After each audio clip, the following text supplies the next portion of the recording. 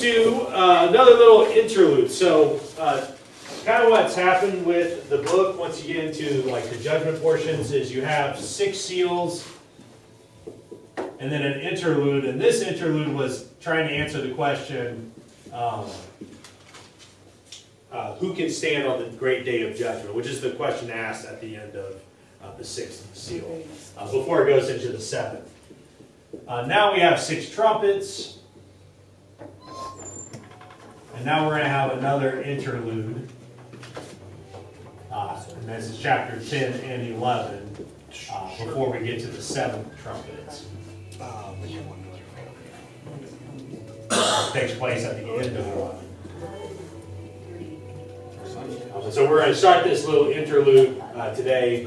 And it's just kind of the literary device that John is using here. Let me see here.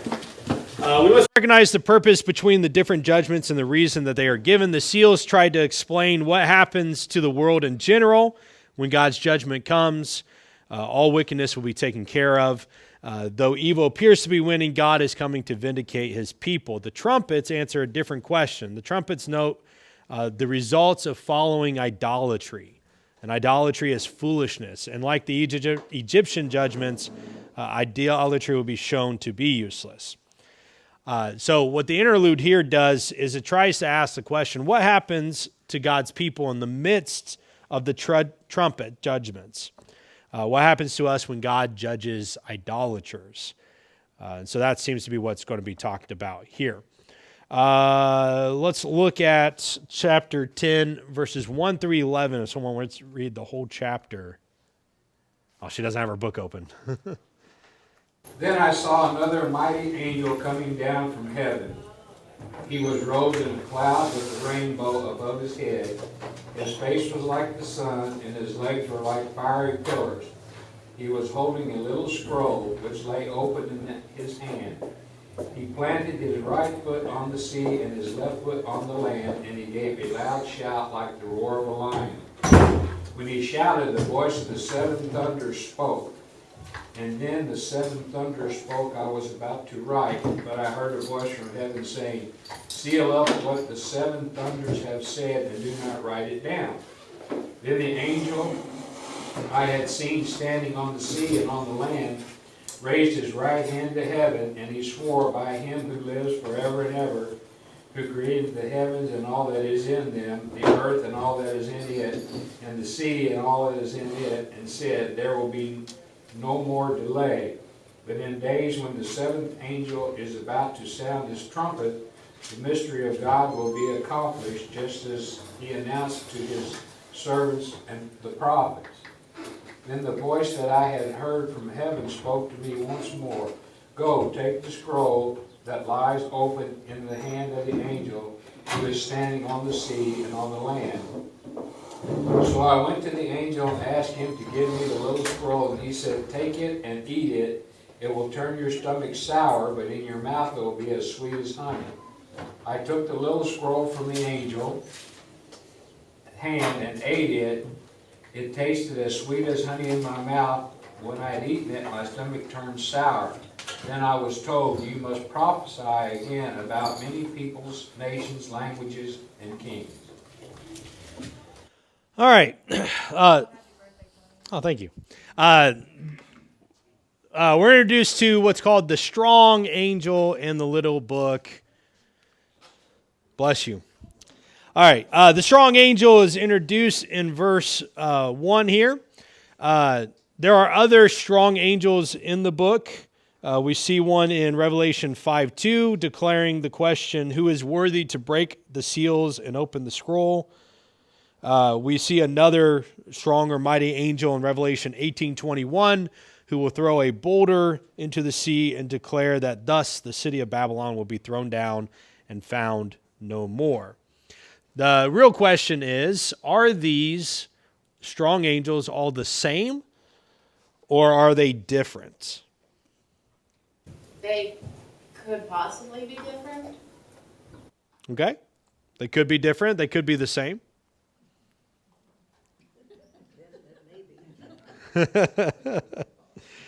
Interesting that all three of the angels make a declaration loudly for all to hear. While the other two angels are a little bit harder to identify, this one we probably could identify based on the description. So that's what we're going to try to do here. First, so the question is, who is this strong angel? We got a lot of things to talk here. First, how is he clothed? With a cloud. Okay? Who else is clothed with clouds in the Bible? God? Yeah. Good job. All right. We might think about the Exodus here. If we think about the Exodus, remember that the trumpets are retelling the Exodus judgments in different lights. All right. And so if we look back at the Egyptian Exodus, do we ever see a cloud? Yeah, by day. Yeah, a cloud by day leading the Israelites, right? And so we can think about God's presence with that. So we can think about the Exodus accounts. Additionally, only God is ever spoken about as being in a cloud in the Old Testament, with one exception. Anybody know that one exception? We've talked about it before.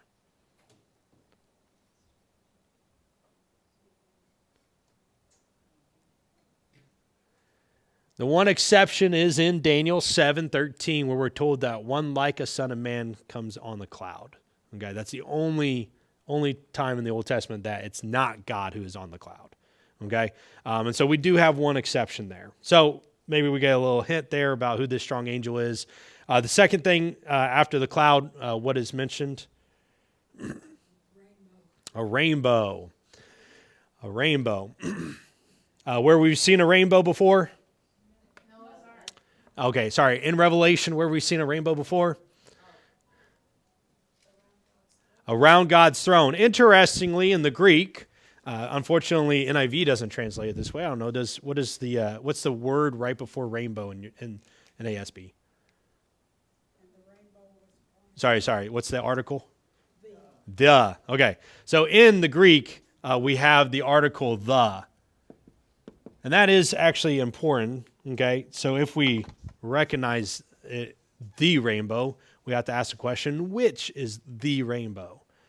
And the only other rainbow in Revelation is the one around God's throne.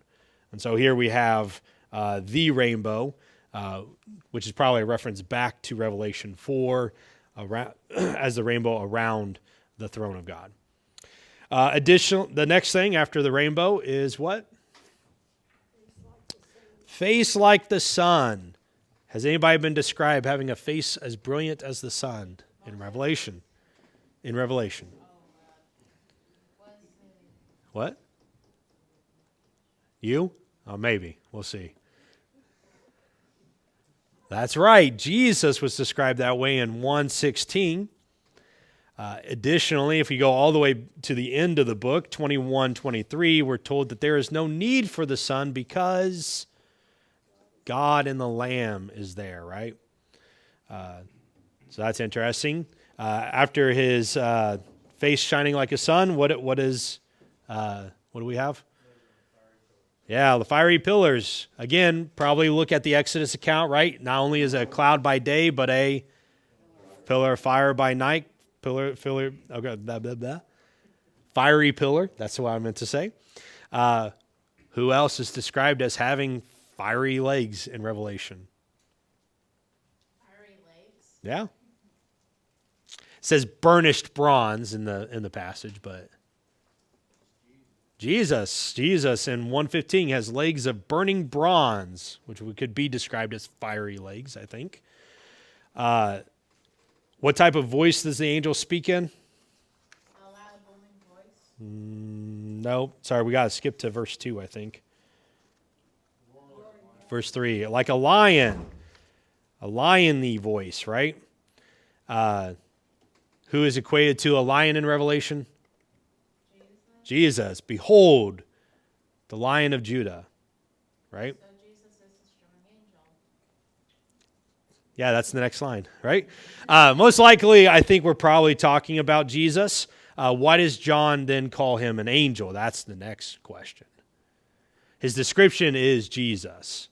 And so we probably can assume that it is Jesus here. Why would he be described as an angel?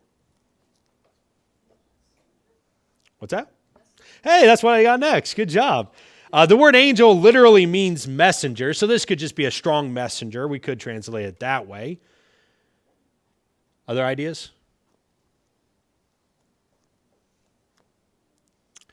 So a lot of times, theologians will tell you that Jesus does appear in the Old Testament.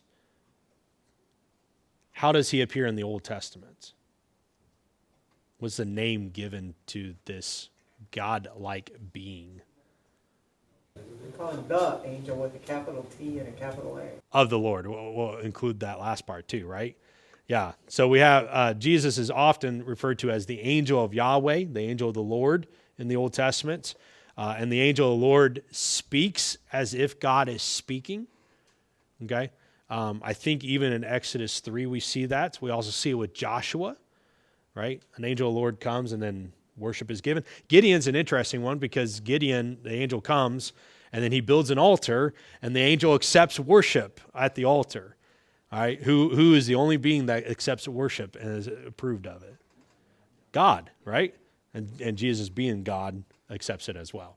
And so yeah, I think we probably are talking about Jesus at this point, and he can be called angel because he is God's messenger and serves as the angel of the Lord. All right, so that's the introduction to this guy.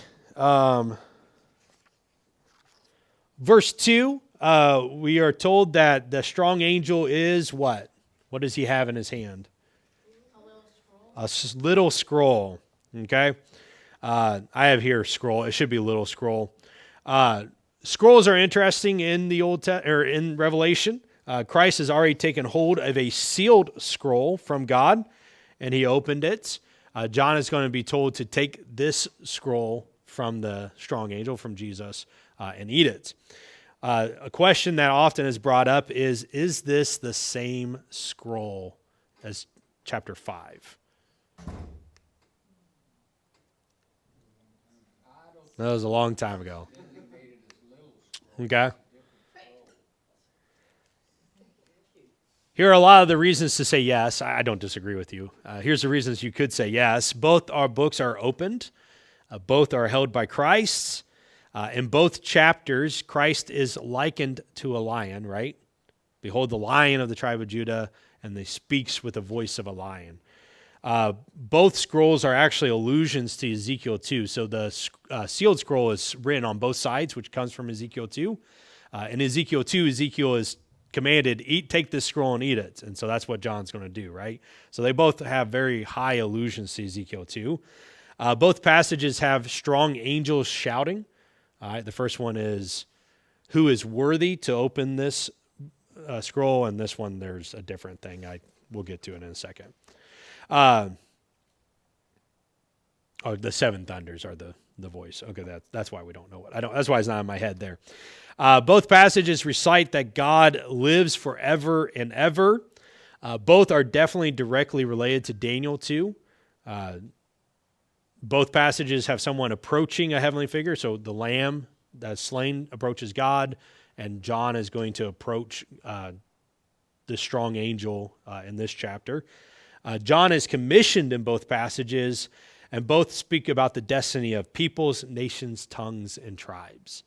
So there's a lot of similarities. This is why people ask this question, are they the same? So while they both have a lot in common, we do have what's called the diminutive here. It's hard to do in English. What's my common phrase? Okay. We do have diminutives. They're very, very very hard to explain in English. But we have mom, and sometimes we say what? Mommy. Okay. This is like a diminutive, although not quite. The better diminutive for us is when we say this word. Junior, right? That's our diminutive. Little junior, right? Like it's a word of endearment, but in this case, like saying they're smaller. All right, that's what diminutives do. Tony Jr. Yeah, sort of like Tony Jr. Okay, so when Mikey gets called Tony Jr., it's a diminutive. Okay, we don't have a lot in English, so it's kind of hard to explain it. But diminutives make things smaller. In Spanish, it's easy for I think it's Ito and Ida, depending on if it's a girl or a boy. So I have a friend. Oh, what's that? Like carito. Sure, I don't know what that word means. So I have a friend whose dad's name is Juan, whose brother's name is Juan, and to distinguish them, they call him Juanito. Juanito. And his name is Juan Eliezer, and they call him Eliezer. They named all their kids Juan for some reason. So, so Juanito, which makes it very interesting because do you guys know what a burro is? A donkey. Do you know what a burrito is? A wrapped up donkey. It makes some interesting possibilities there. So anyway, yes, this is the diminutive. Diminutives are important. The only time that and actually this is a diminutive of a diminutive. So so the scroll that's mentioned in 5:5 is actually a diminutive, but we don't usually by this time it was the common word for that scroll. And so this is actually a diminutive of a diminutive, and it's the only time that's used in Revelation is here. Yeah, that's why they translate a little scroll, is because it's one word in the Greek, but it's the diminutive of a diminutive. Say that 20 times fast. So it's not just a little one, it's a little one, if you will. So I would say that they probably are different scrolls.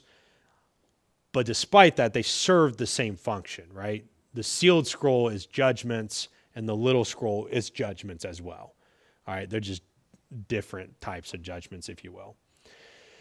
At the end of verse 2, it says, the angel has planted his feet on both the sea and the land. Why would he do this? Absolutely. Represents his sovereignty over both. Absolutely. Placing your foot on something represents having power over it. And so in Joshua, when they captured the kings, do you guys remember what they did with the kings of Canaan? Yeah, killed them by stepping on their necks. But it was symbolic as well. We have dominion over this land. Okay, and so it's a symbolic thing. And then when he speaks, what issues? 7 thunders, okay. So that actually becomes the topic in verse 4. So 7 thunders are issued. He starts to write them down, and he's told what? Don't write them down. Seal it up. So what are the thunders?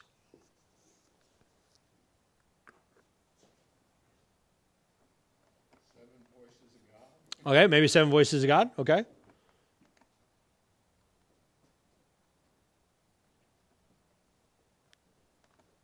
Other ideas? Most likely, because we have a set of 7 of them, they're probably another set of judgments. So we had 7 seals, 7 trumpets. We'll have 7 bowls.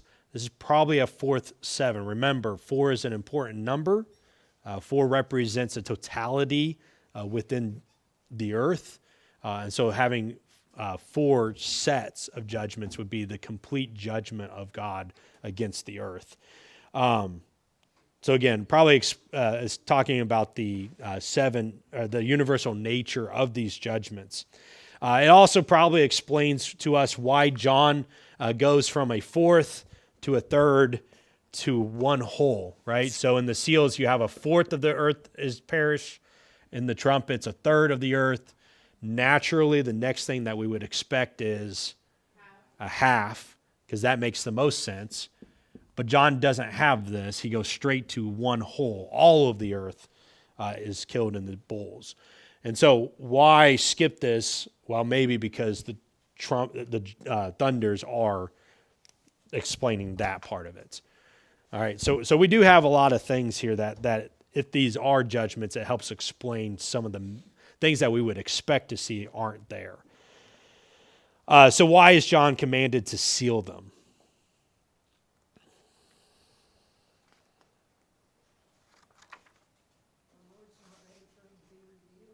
Okay. That's one option. I have a bunch of question marks because no one knows. All right, it's all guesswork. Okay, but that is the first one, right? God wants some mystery to the judgments in the end. Maybe. Nitpick it to our future too much. Yeah, that happens even now, right? So that's probably the mystery part of it. Others suggest that maybe God cancels these judgments out of mercy for the earth. So he says, issues them and he says, no, let's take that back. Let's cancel that. Maybe. Give an option of changing his mind on it, maybe? Maybe. If I had to choose, I think it's this last option that God cancels it because the previous judgments didn't cause repentance. So we're not even going to go here. Let's just go to the last. I think that makes the most sense as far as what God's trying to accomplish. I don't know. No one else does. If they say they do, don't listen to them. So, but these three are probably the best options. Either a mystery aspect of it, or he's canceling out of mercy because the judgments would be too much, or he's canceling because the previous judgments haven't done anything, which is what we see in Egypt, right? God has all these judgments and they just keep ignoring and ignoring and ignoring. And he probably could have issued another 100 judgments against them and they still would have ignored it. But he cuts it short, right, through the Red Sea. And so maybe that's what he's doing here. I don't know. Verse 5 through 7, we're told that the angel takes an oath. This is actually consistent in the Old Testament with God swearing oaths. And so we can still say that this angel is Jesus. God does take on oaths. The oath is very simple. What is the oath? No more delay. Oh, I have it up there. Yeah, sorry. What is he talking about? What's the no more delay? The final judgment. Okay, what's the big question that's been asked? How long, right? That's the big question that's been long. How long until you vindicate us, right? And so maybe this is most likely a response to that. How long now? Okay, no more delay. Then he says that the mystery of God is accomplished. What mystery is he talking about?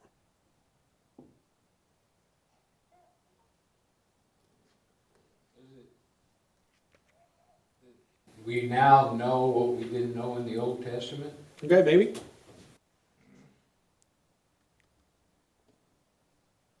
The mystery of God is Jesus, isn't it? Like the Messiah. Yeah, the mystery in the New Testament tends to be the gospel of Jesus. Yeah. Daniel 2 suggests this. 9 times in Daniel, 8 of them being in Daniel 2, the word mystery is used significantly. And Daniel 2's vision is of the stone crushing the statue. And what does the stone represent? No, not in Daniel 2. The stone represents the kingdom of God breaking into the world, right? Which is done through Jesus. And so then it grows. And so that word mystery is in reference to the kingdom being ushered in. So Daniel 2 probably suggests that as well. Amos 3, there we go. Amos 3, 6 through 8 is a background to the passage. I didn't put it on the screen, but Amos 3 reads like this. When a trumpet sounds in a city, do not the people tremble? When a disaster comes to the city, has not the Lord caused it? Surely the sovereign Lord does nothing without revealing his plan to his servants, the prophet. The lion has roared, who will not fear? The sovereign Lord has spoken, who can but prophesy? You can hear a lot of the same imagery happening here, right? A lion roaring, a trumpet sounding, the mystery of God being revealed. And so Amos 3 is definitely probably in the back of John's mind as he's writing through this. You have a hand up. Okay. Verse 6, most of the verses in all caps in my Bible. Okay. What's the reason for that? They just chose to do it that way. So I'd have to look in modern Greek Bibles. The Greek originally was written in all caps. They didn't have what's called minuscules. So it's all in all caps. So if they went to go back, they may have kept them in all caps at that point, and that would be the reason why NASB did that. But there's no way to emphasize in the original Greek. So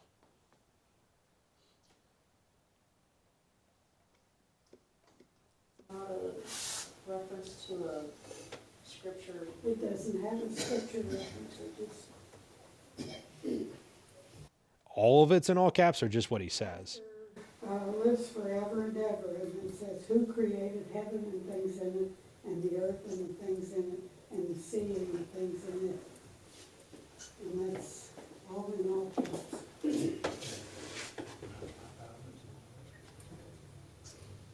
Okay, that's a note to myself. I'll find out. It's just, I'm going to say it's a translation choice. Does anybody else have it like that? Anybody have their phone on them, want to look at NRSV? New Revised Standard. They just forgot to turn it off. And if someone else will look at ESV, those are the two that I kind of compare it with. We got three different kinds. What's that? You got three different. RSV, New Revised Standard. In Right? RSV, there, at least on this, it's not capitalized. The new revised? ESV is You got In RSV. C, it's a not. UE, and a VA, and an A. You got three. There's three different versions of the New Revised Standard version. What are the options? NRSVCE, Catholic edition. NRSVA, and Probably- NRSVUE. And just The this- UE is updated edition. Okay, and A is probably Anglican. Anglican, yeah. Just simple. Yeah, right. Yeah, so I'm going to say it's a translation choice on their part. So there is a note in the updated, Okay. but it just refers back to Revelation 4:11, 14:7, and 16:7. Yeah. I mean, this is a common refrain in Revelation about God as the creator of all things. It's just explicitly token. I think, does it have 4 there? Oh, no, it just has heavens, earth, and sea. I was trying four items. He lives forever and ever, created the heavens, created the earth, and created the sea. So I don't know. Sometimes there's that combination of 4 that plays a factor, so. All right, verse 8, 8 through 10 is a commissioning of John. And so we start with verse 8. The commissioning is very much done in the way of Ezekiel. And so if you read Ezekiel 2, it kind of makes more sense what is happening here. Ezekiel 2 and 3 are important here. Ezekiel is given a scroll to eat, and he says that it tastes like honey. Written on both sides of that scroll were filled with laments, mourning, and woe. Ezekiel is then told to go to Israel, not to foreign nations, because the foreign nations would listen. So go to Israel, they're not going to listen. Don't talk to the foreign nations, they would listen. So it's kind of an interesting dynamic within Ezekiel 2 and 3. John is commissioned very similarly, but he is told to go to God's people, telling them not to compromise. But he is also told to go to the nations, calling them to repentance. In verse 9 through 10, John repeats the Ezekiel commission. He goes up, takes the scroll. What does the scroll taste like? Honey, which is Ezekiel. What can we take away from that if we want to spiritualize this for a moment? God's words is sweet. Good job. The words of God, no matter what they be, are sweet to his people. But after, yes. Why do you suppose that it says that it's bitter in his stomach? Yeah, okay, that's next. You're good. We're about to get there. So, good question. Why do you think it would be sour in his stomach or bitter in his stomach? Some of the things he wants us to do, we don't want to do. Okay, maybe. So hard to witness in an age like that's to come or whatever. You know, it's scary. It makes you sick to your tummy. What is written on the scroll? Judgments. Okay, and I think that's probably more in line here. Hold on a second. Let me get through this, and then you can ask. Well, I was just thinking that from a prophetic perspective, maybe it's something that's in you that's got to come out. Okay, maybe. Yeah, like Jeremiah says something like that, right? Like, I want to keep my mouth shut, but then it burns inside me. Yeah. I think here it's more this idea of judgment, and that as Christians, we should not rejoice at the judgment of others. Like sometimes we get in that negative mindset, I think, right? And so John, yeah, these are great. These are the words of God, but to have to write these words is difficult too, because this isn't just judgment against what they've done against us, but this is the last judgment stuff, right? And that's not good. Now we can rejoice that God has come, and anytime in Revelation we see rejoicing, I have it written down here. Anytime we see rejoicing, there's always celebration. There's always rejoicing when God appears, but it's never because of the people that are going to hell in Revelation. It's always because God is here, and we're rejoicing about that. But it definitely is sour at the result of people separated from God for eternity. And as Christians, there is bittersweetness to this, right? It's sweet that we do get to enjoy the blessings that God brings with him, but it's also bitter for those that we're going to leave behind. You know, there's people in my family that if Jesus came back right now, they would not be with us. And that's a bitter thought. I don't think I'll be rejoicing at their loss in that moment. So I think that maybe is what's happening here. I don't know. Maybe it's. I think that's a good perspective as far as the words inside have to billow out. You guys said something too. It's hard sometimes to get the words out, and maybe that's a part of it. I don't necessarily know. Verse 11 ends the commission. John is told to go to the world. And we see this fourfold refrain, right? Many people, nations, language, and kings. We've seen it before, but there is a subtle change. Okay? And this is actually going to be important. In the ones that come before this point in Revelation, the phrasing is slightly different. Let's find one. Chapter 2. It's harder for me to find it than you guys. Sorry, chapter 4. There probably is one. And if not in 4, it's in chapter 5. Okay, what's the one in 5 say? Every tribe, tongue, and people and nation.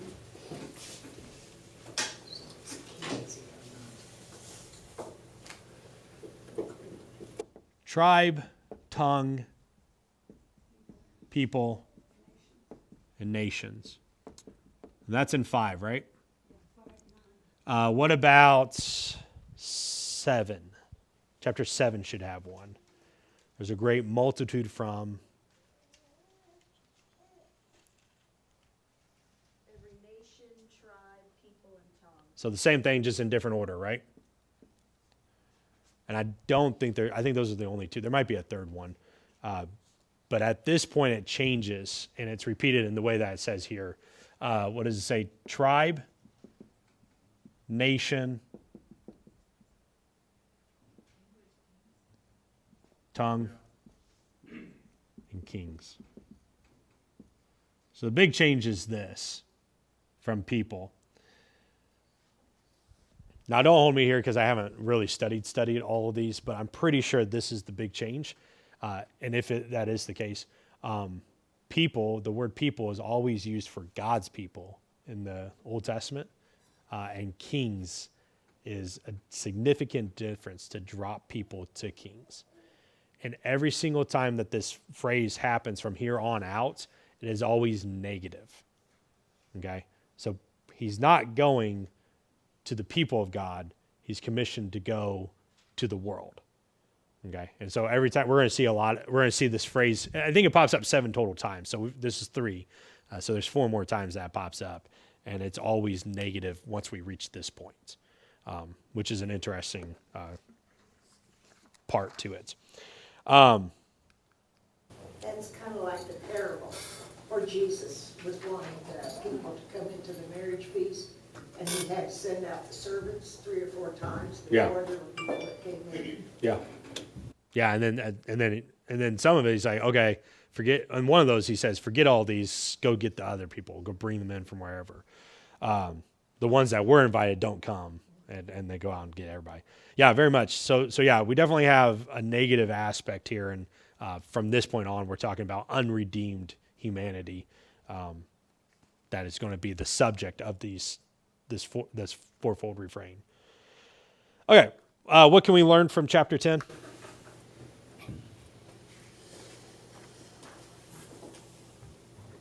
Jesus is the angel and the scroll is judgment. Okay.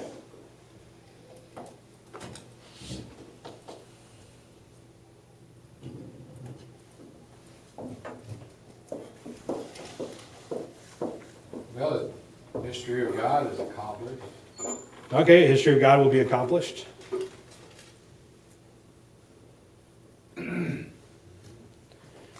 What I took out of it was this: judgment comes by the power of God through the work of Christ. He's the one that brings it, right? Its warning is heralded by the church, but it is not something that we should necessarily revel in. Judgment is terrible, but necessary. And we should warn people. Like, don't get me wrong, we shouldn't not tell people about judgment that's coming, but at the same time, we shouldn't be excited about it either. So there's a difference between warning people and then what Westboro Baptist tends to do, right? Westboro Baptist tends to picket funerals saying, you're in hell, ha, ha, ha, right? Like that's not what I think we see in this story.